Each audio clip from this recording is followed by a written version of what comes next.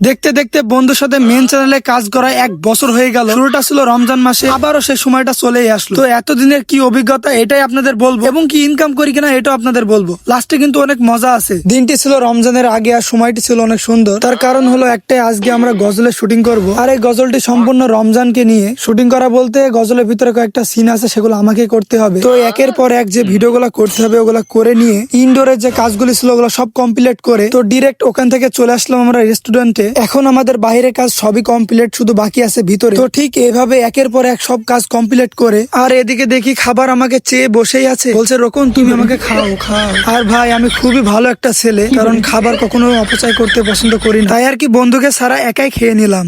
তো আমাদের সকল প্রকার কাজ কমপ্লিট করে বাড়ি চলে আসলাম। এখন আসল কথা বলতে গেলে আমরা কম বেশি ইনকাম করেই থাকি, যা করি আলহামদুলিল্লাহ অনেক সুস্থ সুন্দর ভাবে আমাদের চলে যায়। তবে হ্যাঁ, আপনারা আমাদের জন্য বেশি বেশি দোয়া করুন যাতে সামনে করতে পারি। Love you guys.